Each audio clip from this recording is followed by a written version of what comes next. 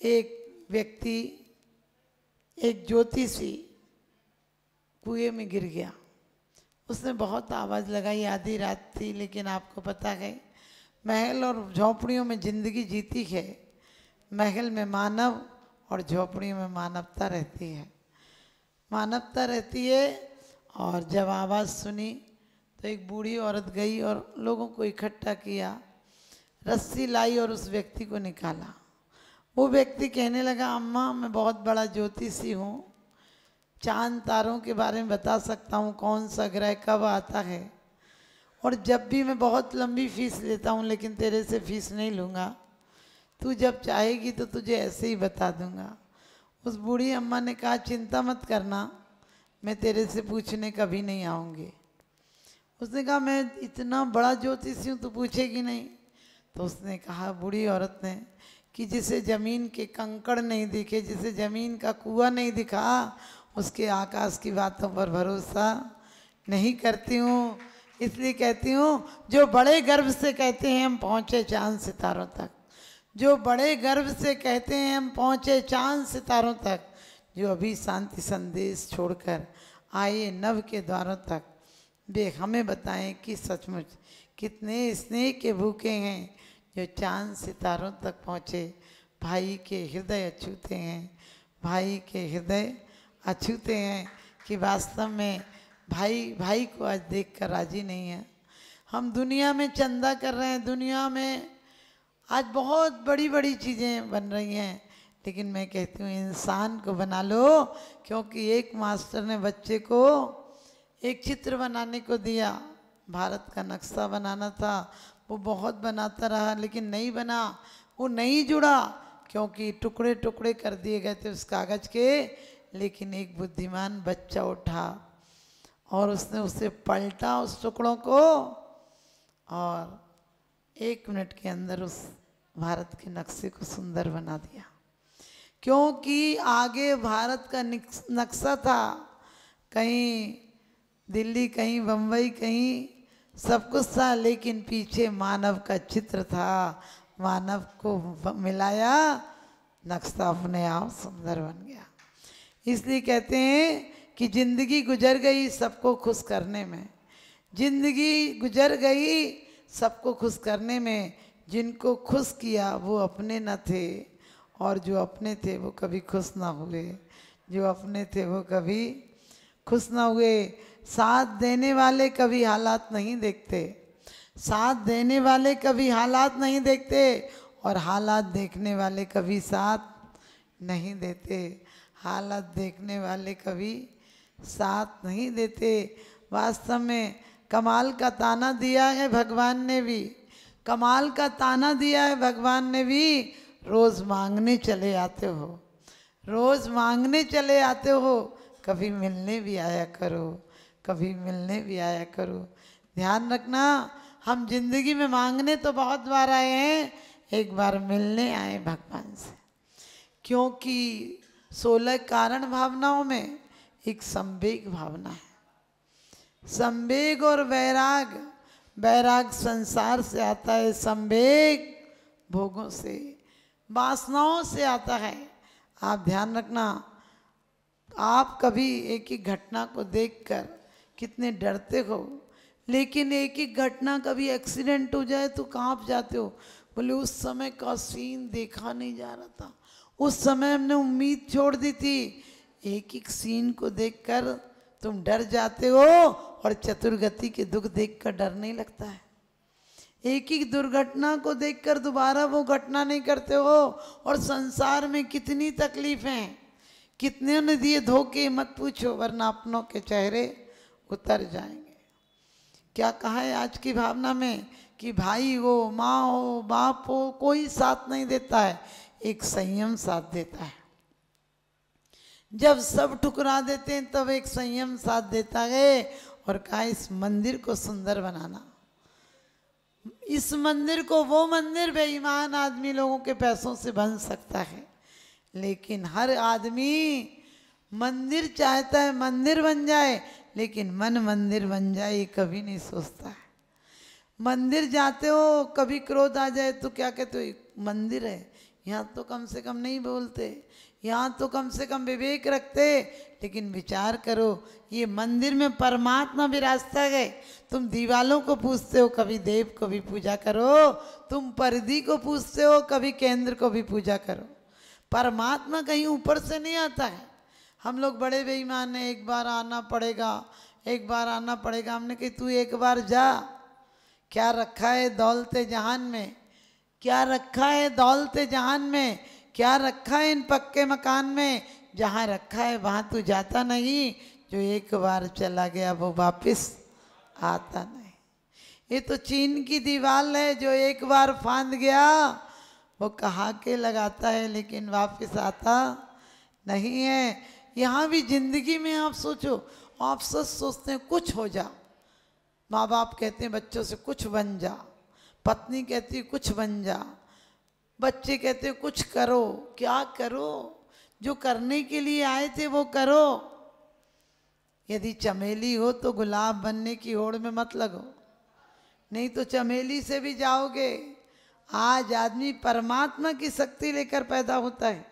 जब पैदा होता है तो कितना सुंदर होता है। हर इंसान चाहता है कि उसे गोद में खिला लें, जरा सी उसकी मुस्कुराहट देख लें, लेकिन बड़े होते ही मुस्कुराहट खो जाती है। आप सब मुस्कुराते हो तो नकली मुस्कुराते हो। ओंठों पर हंसी, अंदर में ज्वाला है, ऊपर से सफ़ेद, अंदर से काला गए, और दिखावा इतना बढ़ गया है कि तिजोरी तो खाली बाहर से ताला है, तिजोरी तो खाली बाहर से ताला है। ये जिंदगी की मुस्कान झूठी है, कवायत जैसी है, जैसे सलूट करने की आदत पड़ी है। आपको पता है बहुत दिन सैनिक सलूट करे, लेफ्ट राइट करे तो वो भूल ही जाता है कि चलना भी अपने मन से है। और आपको पता है जब कोई सैनिक मर जाता तो क्या कहते, 11 नंबर गिर गया। अरे वो नंबर था, किसी का पति था, किसी का बेटा था, किसी का बाप था। लेकिन जब नंबरिंग होगी, आज आपको मेहमानों के, रिश्तेदारों के नाम याद नहीं होंगे, लेकिन नंबर सबके याद हैं, क्योंकि तुम नंबरी हो गए हो। एक नंबरी बनो। यदि बनना है तो परमात्मा बनो, आदमी भी क्या बनना। और सच पूछो, जिनेंद्र भगवान की आराधना ऐसी है जो इंसान को भगवान बना देती है, तिर्यंच को तीर्थंकर बना देती है, नारकी को नारायण बना देती है, और देव को महादेव बना देती है। सोच कर देखना हम क्या बनने में लगे हैं।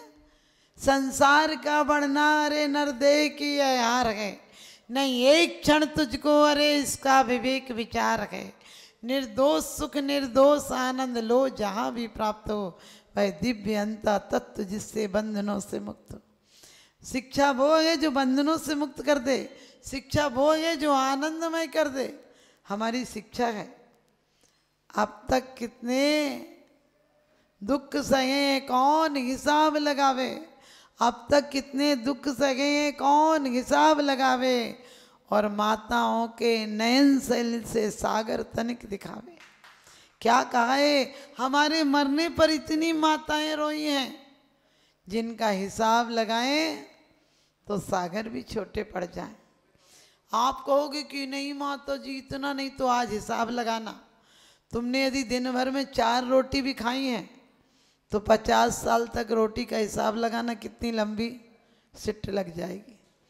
यदि तुमने 2 लीटर पानी भी पिया है और 25 लीटर पानी यूज किया है, तो आज हिसाब लगाना कितना पानी और कितना खाना, कितने चले हो।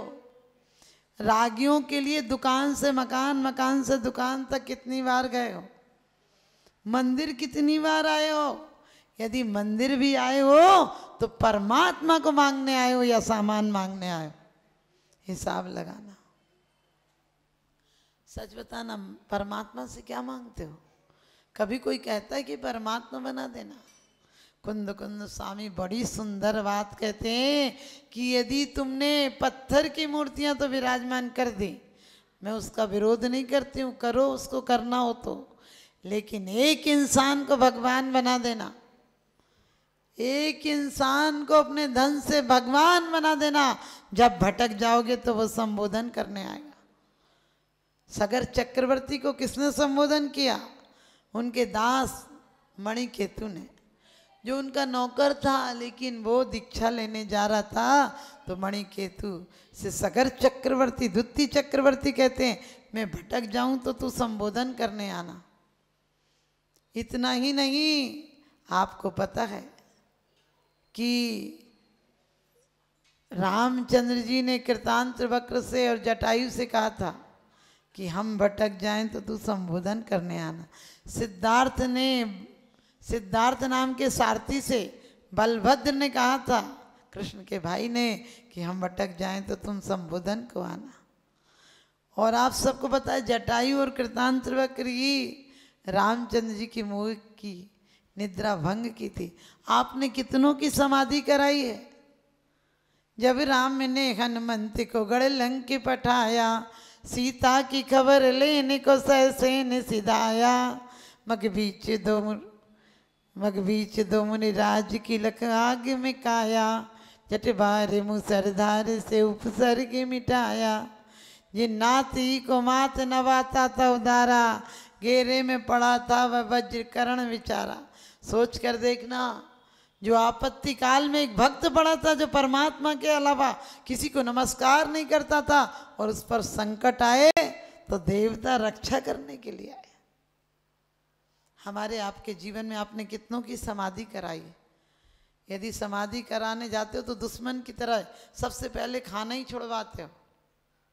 बोले चारों प्रकार के आहार का त्याग करा दो। अरे कसाई का त्याग कराओ, आहार का त्याग तो अपने आप हो जाएगा। आप विचार करके देखना, संवेग भावना क्या गए। हमें संसार शरीर भोगों से विरक्ति हो और भोगों से क्या संवेग भय उत्पन्न हो। इनको क्या भोगना, कितना भोगना। हमने कहा भोगों से भोग कभी मिटते नहीं। तृष्णा नागिन ज्यों ज्यों डंके लगर जेर की आवे, मैं चक्री पद पाए निरंतर भोगे भोग घनेरे, तो भी तनिक भय नहीं पूरन भोग मनोरथ मेरे। अब इन भोगों से ये 100 साल की जिंदगी, जिसमें कम से कम 40 साल सोने में निकल जाते हैं, 25 साल दुकानदारी, घर के काम काज, रोटी बर्तन कपड़ा सफाई प्रेस करने में गुजर जाते हैं, पुरुषों के व्यापार में गुजर जाते हैं। उसके बाद भी बच्चों को एडमिशन कराना, ये करना, हिसाब करना, उसका माल देना, उसका माल लेना, उधारी, इतनी इस चिंताओं में निकल जाते हैं। आज जाकर हिसाब लगाना कि कितने क्षण मैंने आनंद पाया जीवन का, और इतने से मात्र 1 साल का भी एवरेज नहीं निकलेगा। यदि घंटों से निकालोगे, घंटों और मिनटों से निकालोगे तो लगेगा कि क्या करना था और क्या करने लगे। ये जीवन को सुंदर बनाना था तो कुंद कुंद स्वामी कहते हैं कि यदि तुमने असंयत को भी संयत बना दिया, समझ गए, असंयत को संयत बना दिया और संयत को देशव्रती और महाव्रती बना दिया, और महाव्रती जब हो जाएगा तो छपक श्रेणी उपसम श्रेणी चढ़कर एक दिन मोक्ष चला जाएगा। तुमने एक साक्षात परमात्मा बना दिए, साक्षात परमात्मा बना दिए। तो ध्यान रखना, सब लोग शिखर को प्यार करते हैं, सब लोग शिखर को चाहते हैं, मंदिर के कलश, स्वर्णिम कलश को चाहते हैं, लेकिन कलश किस पर टिके होते हैं, कभी ख्याल आता है? कलश काली कुतरी नींव पर टिके होते हैं, जो पत्थर किसी को जिंदगी भर दिखते भी नहीं। हमारी जिंदगी भी श्रद्धा, विवेक, ज्ञान, चरित्र, सेवा, इन पर टिकी है। ये कभी नजर आते हैं तुम्हें? ये तो लगता है छोटे से काम है। लोग कहते हैं अपनी आत्मा का ध्यान करो। हमने कि मरते टाइम ये आत्मा याद आएगी, थी और चली गई। उस समय पछताओगे कि क्या करना था और क्या करा। ये धन जोड़ा जिसे सब छोड़ के जा रहे हैं, ये परिवार जोड़ा जिसकी मंदिर में हमने लंबी उम्र की कामना की थी। माँ क्या कहती है, मेरी उम्र भी बच्चे को लग जाए। कहीं जाती है धर्म पत्नी तो ये नहीं कहती है कि मुझे आशीर्वाद देना, अपने पति के साथ जाती है तो कहती है इन्हें आशीर्वाद दे दो, इन्हें आशीर्वाद दे दो। इसका मतलब मेरा सुहाग बना रहेगा तो परम सौभाग्य भी आएगा। इसलिए भारत की पत्नी को धर्म पत्नी कहा है, क्योंकि वो पुत्र और पति दोनों को तार देती है। कुंद की माँ क्या लोरी सुनाती थी, शुद्धोसी बुद्धोसी निरंजनोसी संसार माया परिवर्जितोसी। सोच कर देखना आज की माँ क्या सुना रही है। अब मुझे कहने की जरूरत नहीं है, जमाने भर से रिश्ता तोड़ देंगे हम। कहीं बच्चे से पूछ रही भूत आ जाएगा, हमने कि तू खुद ही भूत है, तू भूतनी से कम है क्या। यदि बच्चों को संस्कार नहीं दिए, यदि बारिशें नहीं हो तो फसलें खराब हो जाती हैं, और संस्कार नहीं दिए जाएं तो नस्लें खराब हो जाती हैं। संस्कार ना दिए जाएं तो नस्लें खराब हो जाती हैं। बच्चे को गिफ्ट नहीं दो तो 2-4 घंटे रोता है, संस्कार नहीं दो तो भवांतर में रोता है। आप सब फूलों को प्यार करते हैं, लेकिन फूलों को, आज का जीवन कैसा फूल है, नकली फूल है।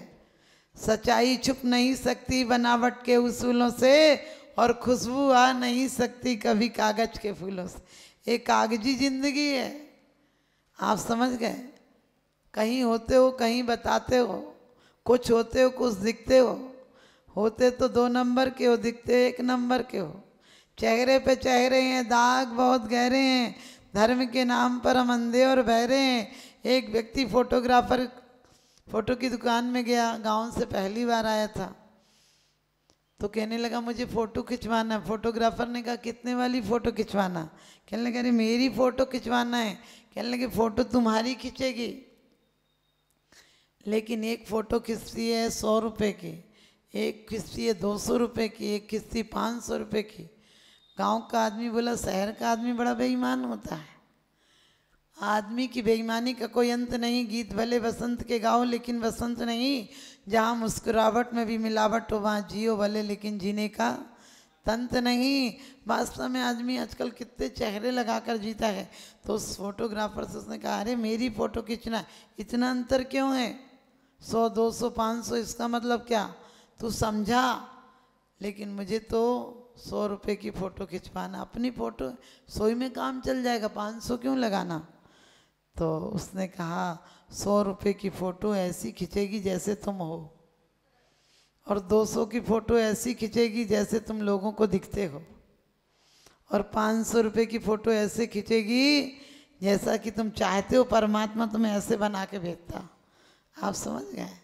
आप क्या चाहते हो कि परमात्मा में 1 नंबर बना के भेजता, और तुम हो कैसे 420 नंबर के हो। तो कहाँ से 1 नंबर। अरे 1 नंबर हो जाओ। हमने कहा जब तुम पैदा हुए, जब तू पैदा हुआ कितना अरमान था, और जब तू मरता है तो कितना बोझ लेकर मरता है। आप चेहरे देखना, आदमी इतना उद्विग्न, इतना उदास, इतना चिड़चिड़ा कि लगता है इसके लिए आए थे। यदि तुम पैदा हुए थे तो करोड़पति के घर में हो, करोड़ों की संपदा तुम पर हो, और जब मरो तो भीख मांगते मांगते मर जाओ तो सफल कहेगा आदमी तुम्हें कि। आप समझ गए। आपको असफल कहेगा। जब हम आए थे तो परमात्मा की तरह आए थे, सरल थे, सहज थे, स्वाभाविक थे। आप रोज पढ़ लेते हो सहज शुद्ध स्वाभाविकता से निज में निजगुण प्रकट किए। निजगुण में निजगुण कोई प्रकट करने की तैयारी है। मरते मर जाओगे, कभी नहीं आती सहजता। जो है वो ही दिखना चाहिए ना, क्यों इतना लवादा ओढ़ना। नहीं, लेकिन हम होते नहीं हैं वो। इस धन के लिए धन जोड़ो, लेकिन परम धन भी जोड़ो। ये धन इसी दुनिया में रह जाएगा, परम धन मौत के पार भी जाएगा। और इतना ही नहीं, क्योंकि परमात्मा तैयार है हमें जगाने के लिए। हम जाग जाएं कसाई को भगाने के लिए। हम जाग जाएं कसाई को भगाने के लिए। तो आप ध्यान रखना, हम आज के दिन, आज जन्माष्टमी का दिन है। जन्म जेल में हो जाना कोई अपराध नहीं है। आप सबका जेल में जन्म हुआ था कि कहीं और में जन्म हुआ? वनिया जी कह रहे अस्पताल में। अरे अस्पताल में नहीं, जेल में ही सबका जन्म होता है। माँ के गर्भ से बड़ी जेल होती है क्या कोई? आंतों के बीच, इतनी पर्दों के बीच, एक झिल्ली के बीच जेल में कमरा तो है। ध्यान रखना, यहाँ तो कमर भी नहीं, कमरा भी नहीं, एक छोटी सी झिल्ली में जन्मे थे। और वो भी क्या औकात थी हमारी, सोच सकते हो। जब जन्म लिया तो क्या था हमारा स्वरूप।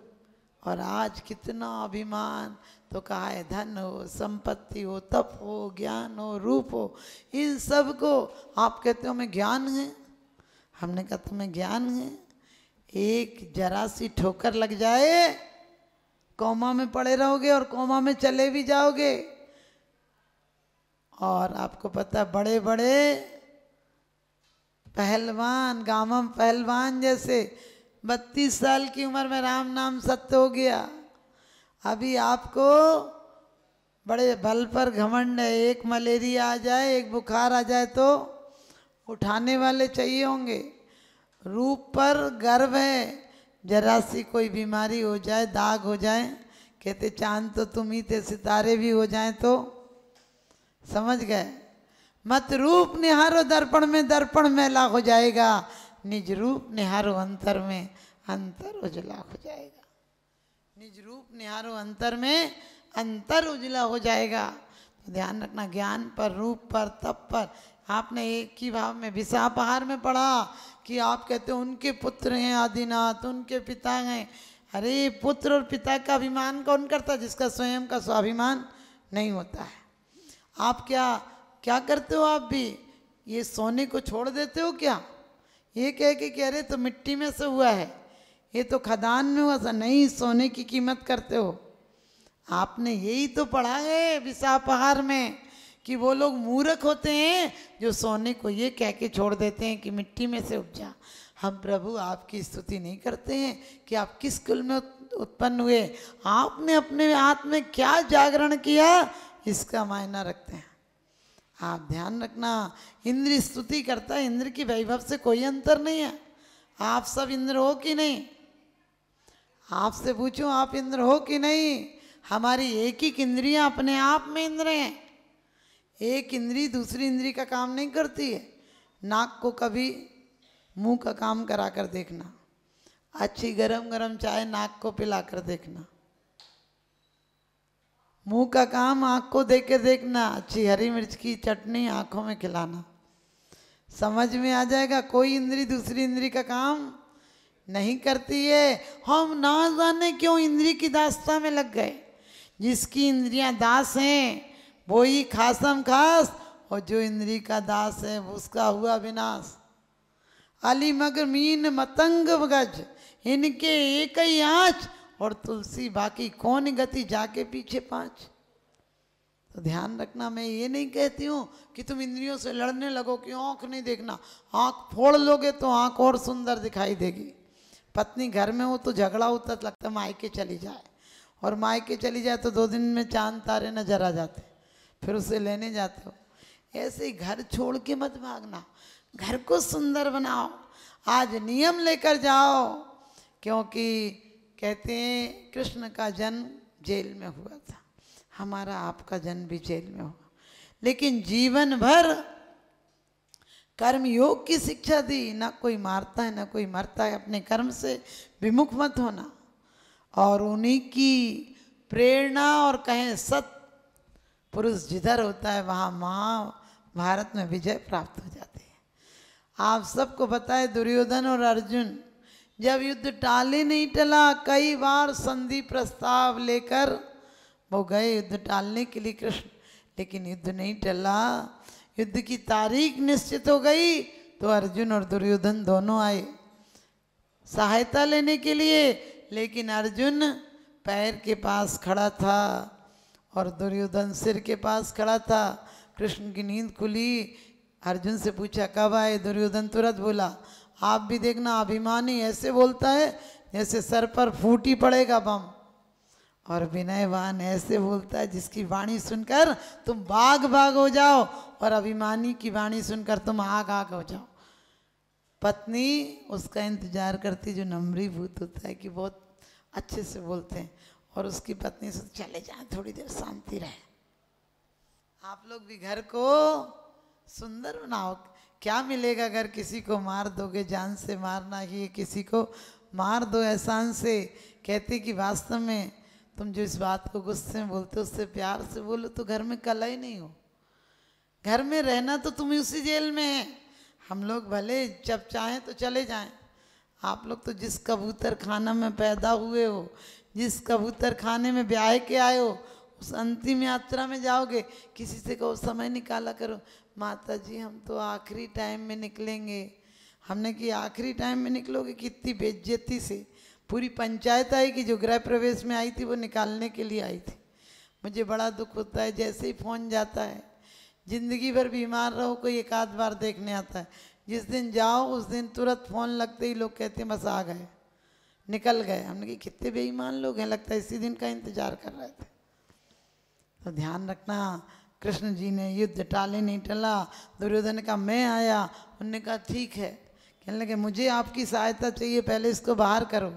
अर्जुन स्वयं बाहर हो गया, लेकिन दुर्योधन ने कहा मुझे सेना चाहिए, शस्त्र चाहिए। उन्होंने कहा एक तरफ सेना एक तरफ मैं निहत्ता हूँ, युद्ध दोनों तरफ में, किसी की तरफ से नहीं चलूँगा, किसी की तरफ से बाण नहीं चलाऊंगा। दुर्योधन, आप समझ गए, आप दुर्योधन मत बनना, धन धन मत करना, एक दिन निधन हो जाएगा नहीं तो। दुर्योधन ने कहा कि हमें आपकी अक्षौहिणी सोना, सारा शस्त्र, सारी सैनिक चाहिए। एक अक्षौहिणी में कम से कम हजारों हजार होते। उसने 17 अक्षौहिणी सेना मांग ली, कृष्ण की जितनी थी सब मांग ली, जितना शस्त्र था सब मांग लिया। अब निहत्ते कृष्ण रह गए। अर्जुन आया तो कृष्ण उदास थे। कहा उदास क्यों हो? तो कहने लगे अब मेरे पे कुछ बचा ही नहीं, अब तो मैं क्या दूँ? उसने कहा जो मुझे चाहिए था वो कोई मांग ही नहीं सकता। ध्यान रखना, उनने कहा जो मुझे चाहिए था कोई नहीं मांग सकता है। उन्होंने कहा अब मैं अकेला हूँ। कहने लगे आप मत चलाना युद्ध, सिर्फ मेरे सारथी बन जाना। और जब परमात्मा और सच्चे गुरु सारथी हो तो ध्यान रखना महाभारत से युद्ध में विजय प्राप्त हो जाती है। हमारा जीवन भी एक महाभारत है। आपको संध्या भक्ति में सुनाऊंगी कि हमारा जीवन कैसे महाभारत है। हमारे पीछे भी कितने लोग पड़े हैं, कितने पाप, 5 पाप का गांव हम देने को तैयार नहीं है किसी को, और पूरी संपत्ति ले लेगी। तो ध्यान रखना, आज के दिन हमें संकल्प लेना है कि कृष्ण, आपको पता है जन्मे तो जेल में जन्मे और मरे तो जंगल में मर गए। कोई न जाने जीवन में कैसी घड़ी आ जावे, जग की प्यास बुझाने वाला प्यासा ही मर जावे। लेकिन आने वाले समय में तीर्थंकर होने वाले हैं हमारे महाभाग्य, हम उनकी भी पूजा करते हैं भविष्य काल के तीर्थंकरों में। ध्यान रखना, आने वाले समय के भावी तीर्थंकर हैं। और तीर्थंकर प्रकृति क्यों बंधी? आपने कभी सोचा आने वाले समय में तीर्थंकर क्यों होंगे और इतनी भोग संपदा क्यों मिली थी? क्योंकि सिर्फ निदान के कारण नारायण प्रतिनारायण बनना पड़ता है। उन्होंने अपने रत्न कंबल को जलाकर, रत्नों के कंबल को जलाकर मुनियों के लिए औषधि तैयार की थी। तो समय हो गया, आप लोग कैद में जन्मे कोई बुराई नहीं, लेकिन कैद से मुक्त होकर मरेंगे ये हमारा दावा है। हम आए थे राग से, हमारी मजबूरी थी। हम आए थे राग से, हमारी मजबूरी थी। जाएंगे हम त्याग से, ये हमारा पुरुषार्थ होगा।